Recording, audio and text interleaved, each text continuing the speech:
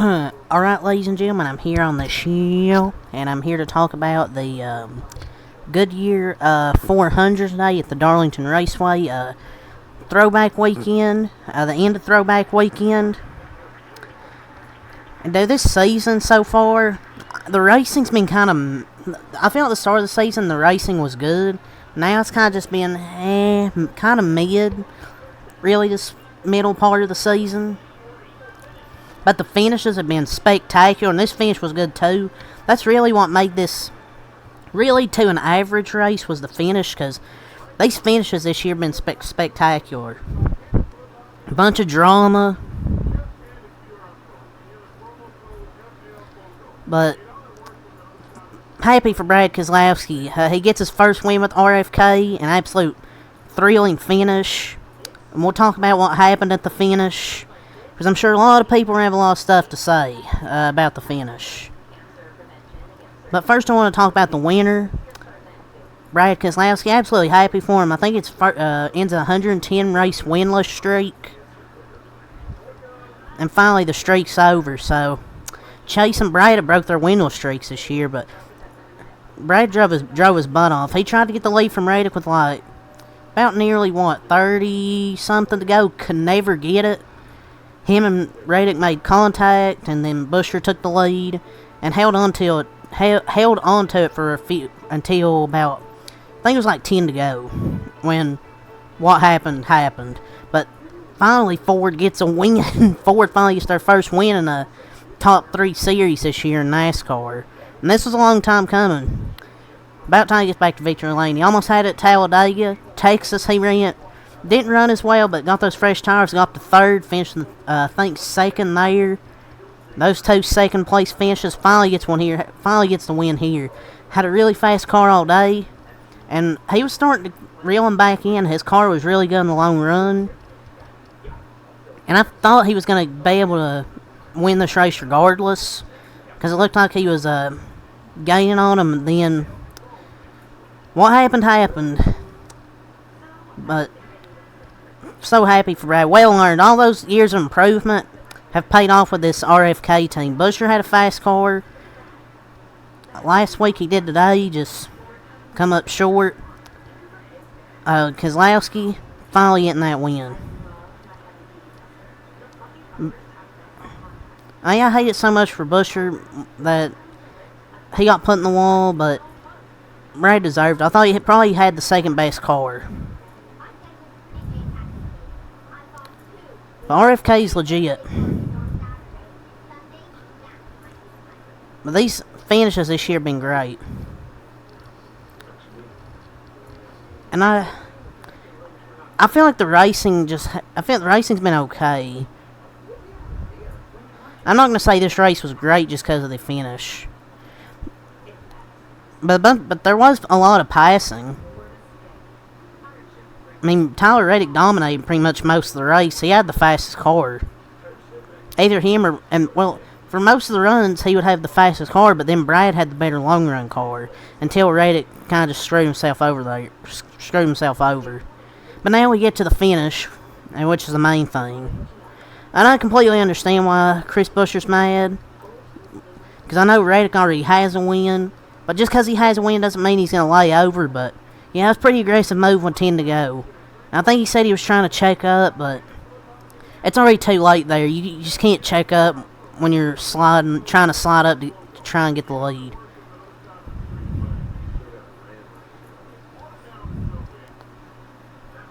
But I wouldn't take it too deep if you're a Chris Buescher fan, because yeah, I know it sucks, but at least he was honest, responsible, and apologetic, and owns his mistake, and didn't just make some type of excuse or something.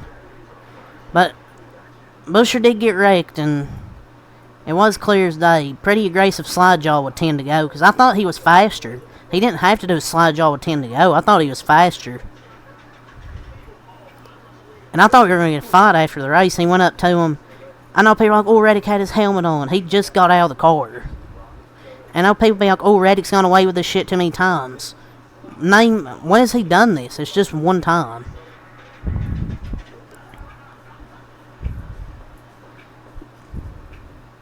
But Reddick always usually races clean, and felt like I was dirty and took them both out. I mean, Paul Johnny's good, but that's kind of a dirty move. Because, I mean, it was 10 to go. I mean, he really didn't need to try and do that. But, yeah. That's honestly just my thoughts on the finish. My thoughts on the finish. Bush and Reddick make contact. Yeah, it was a pretty aggressive move. Wasn't the smartest move, 10 to go. Because I thought he had a faster car. I thought he could have passed him, but...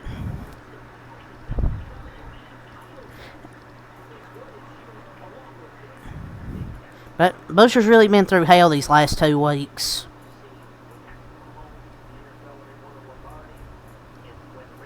But honestly, I knew that was going to happen. Probably after the race. But it was probably the best post-race moment I've seen in a while. And they actually let us listen to it with very good audio, too, at least. He wasn't... I mean, I'd be terrified, too. But at least he took his helmet off and finished the conversation. I mean, he only had his helmet on still because he just got out of the car. But I'll give the race like a 5 or 6 out of 10. Just because of the finish. I mean, you had your comers and goers throughout the race. A bunch of shuffling throughout the field. Like, Truex really got took out of contention because of a wreck. Him and Blaney. Busher was involved, but he was able to stay in contention. Hamlin was kind of involved in like that 4-car incident in stage 2 that happened. I'm trying to get through my notes here. Larson ended up winning stage 1. The stage 2 John Hunter Nemechek spins. There's your scheduled John Hunter Nemechek caution of the week. Blaney, Truex, Busher crash. Byron made it 3 wide, got tight, took out Blaney was done for the day, and really ruined Truex's day, because he was never competitive after that.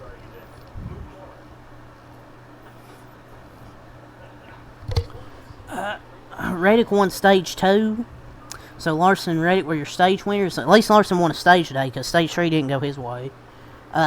He hit the wall before green flag pit stops. I think he had a flat tire, and maybe broke a toe link or something, I don't know. Or, no, I don't know what happened. I think he just maybe had a flat, I don't know. I think he just got in the marbles and hit the wall. And then he, I guess, blew a tire or something and spun, hit the wall. He was done for the day.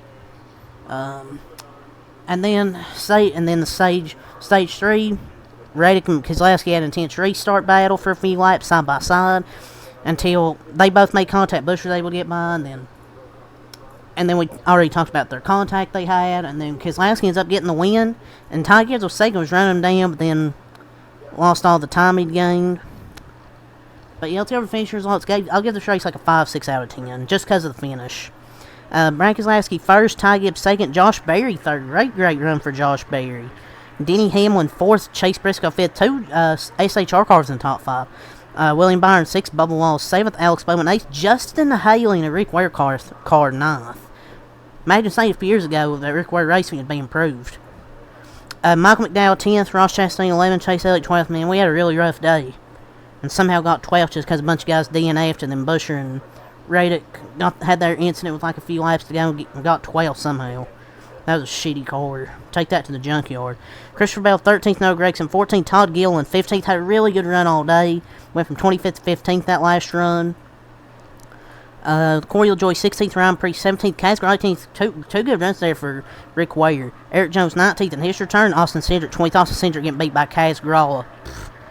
Joey Logano 21st. I don't know what the... Oh, yeah, that's pit road penalty late.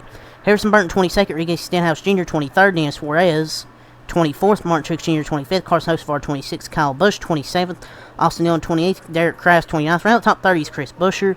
31st, John Hunter Nemechek. 32nd, Tyler Reddick. 33rd, Daniel Hemrick. 34th, Kyle Larson. 35th, Zane Smith. His weekly crash he had in stage 2, I think. And then Ryan Blaney rounds out the field in 36th in last place. So, yeah, it's really enough to say here. So, until next time out. Peace.